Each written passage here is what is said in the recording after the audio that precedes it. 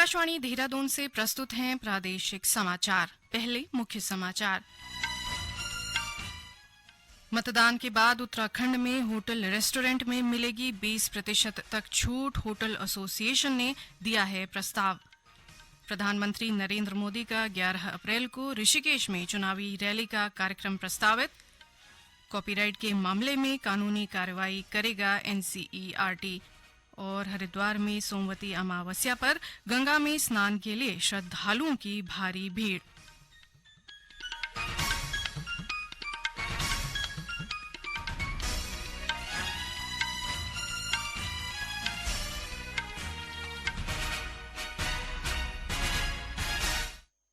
नमस्कार, दोपहर समाचारों के साथ मैं व्याख्या चंदोला और अब समाचार विस्तार से। राज्य में मतदान प्रतिशत बढ़ाने के लिए विभिन्न संगठन सहयोग दे रहे हैं। उत्तराखंड के होटल एसोसिएशन ने प्रदेश में मतदान के बाद 20 अप्रैल को होटल और रेस्टोरेंट में प्रवेश करने वाले ग्राहकों को 20% तक की छूट देने का प्रस्ताव रखा है। अपर मुख्य निर्वाचन अधिकारी विजय कुमार जोगदंडे ने देहरादून में पत्रकारों से बातचीत में ये जानकारी दी।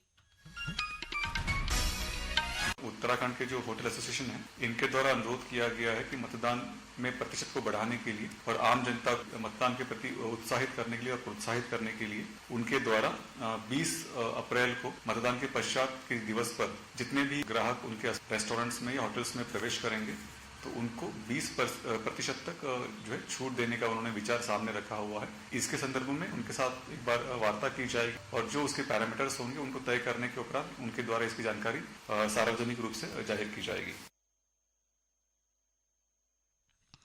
अपर मुख्य निर्वाचन अधिकारी ने कहा कि निर्वाचन के दौरान सभी कार्मिकों, पुलिस जवानों और पीआरडी स्वयंसेवकों को आपातकालीन स्थिति में मेडिकल इमरजेंसी के दौरान कहीं से रेस्क्यू करने के लिए राज्य में 2 हेलीकॉप्टर तैनात किए जाएंगे। मतदान दलों के प्रस्थान से लेकर मतदान दलों की वापसी तक ये हेलीकॉप्टर तैनात रहेंगे।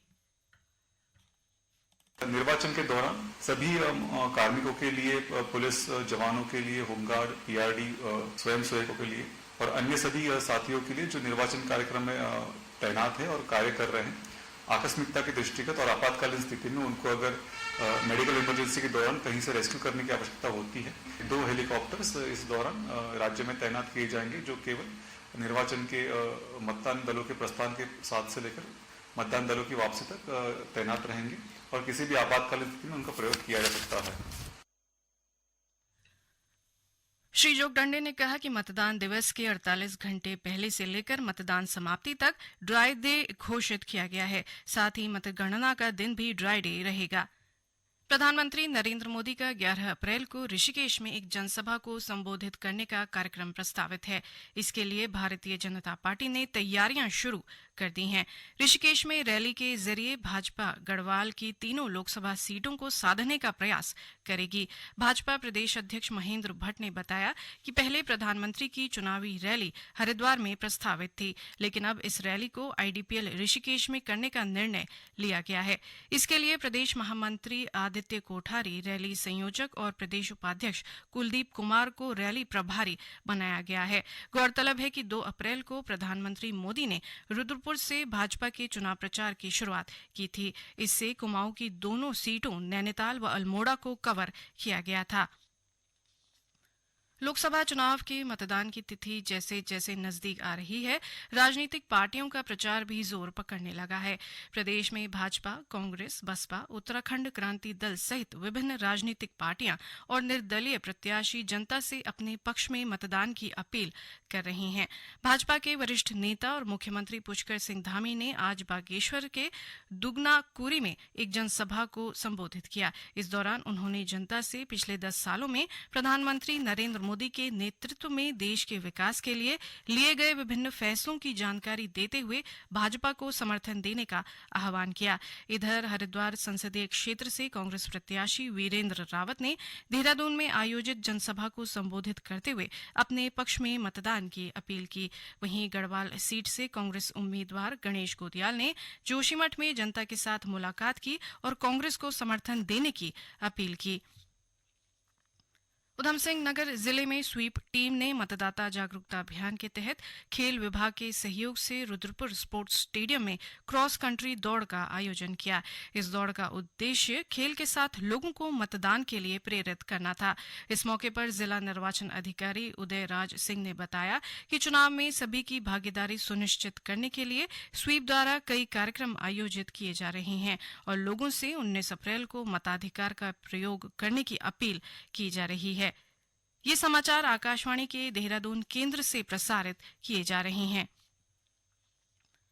लोकसभा चुनाव के दौरान नशा तस्करी पर रोक लगाने के अभियान के तहत हरिद्वार में पुलिस ने 23 पेटी शराब समेत एक तस्कर को गिरफ्तार किया है। नगर कोतवाली पुलिस के मुताबिक चुनाव को प्रभावित करने के लिए शराब रखे होने की सूचना पर यह कार्रवाई की गई।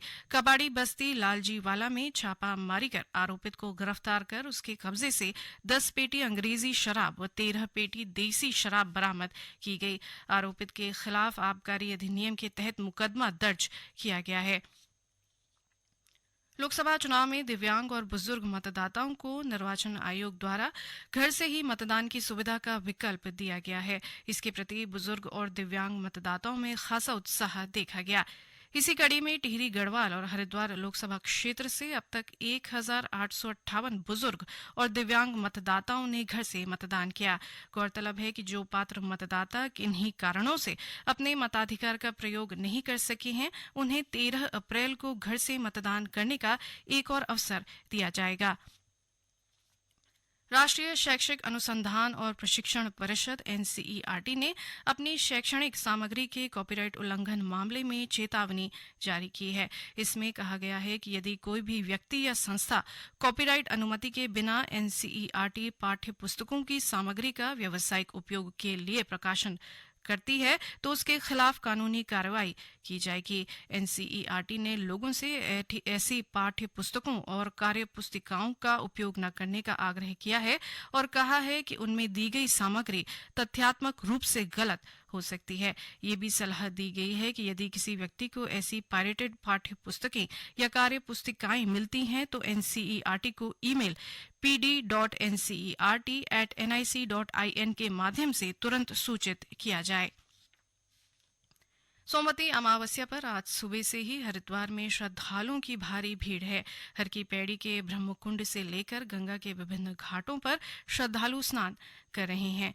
बड़ी संख्या में श्रद्धालुओं के हरिद्वार पहुंचने से लोगों को ट्रैफिक जाम की समस्या का सामना भी करना पड़ रहा है। सुरक्षा की दृष्टि से मेला क्षेत्र को 5 सुपर जोन, 16 जोन और 39 सेक्टर्स में बांटा गया है और सुरक्षा के पर्याप्त इंतजाम किए गए हैं। आकाशवाणी समाचार सेवा प्रभाग से आज रात साप्ताहिक फोन इन कार्यक्रम पब्लिक स्पीक का विषय है आम जनता के लिए उपलब्ध पेंशन विकल्प। वित्त और आर्थिक विशेषज्ञ बलवंत जैन और शरद कोहली श्रोताओं के प्रश्नों के उत्तर देंगे। कार्यक्रम के दौरान विभिन्न पेंशन विकल्पों और उन्हें चुनने के बारे में प्रश्न पूछे जा सकेंगे। ये कार्यक्रम रात 9:30 बजे से आकाशवाणी के FM गोल्ड और अतिरिक्त मीटरों पर प्रसारित होगा। श्रोता टेलीफोन 011-2342-1050 और 011-2331-4444 पर प्रश्न पूछ सकते हैं। व्हाट्सएप नंबर 9289094044 पर भी प्रश्न भेजे जा सकते हैं। ये कार्यक्रम हमारी वेबसाइट newsonair.gov.in और हमारे YouTube channel news on air official पर भी उपलब्ध रहेगा। प्रदेश के कुछ जिलों में 11 अप्रैल को मौसम में बदलाव देखने को मिल सकता है। इस संबंध में मौसम विभाग ने पूर्वानुमान जारी कर कहा है कि उत्तरकाशी, चमोली, रुद्रप्रयाग, पिथौरागढ़ व बागेश्वर के कुछ इलाकों में गर्जन के साथ आकाशीय बिजली चमक सकती है। मौसम विभाग ने लोगों को सलाह दी है कि गर्जन व आकाशीय बिजली के समय वे सुरक्षित स्थानों में रहें और पेड़ों के नीचे न जाएं। अंत में मुख्य समाचार एक बार फिर।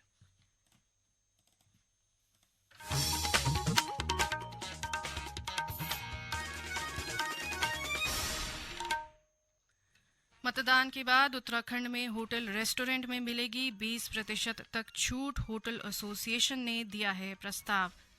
प्रधानमंत्री नरेंद्र मोदी का 11 अप्रैल को ऋषिकेश में चुनावी रैली का कार्यक्रम प्रस्तावित। कॉपीराइट के मामले में कानूनी कार्रवाई करेगा एनसीईआरटी। और हरिद्वार में सोमवती अमावस्या पर गंगा में स्नान के लिए श्रद्धालुओं की भारी भीड़। इसके साथ ही प्रादेशिक समाचार का ये बुलेटिन समाप्त हुआ। नमस्कार।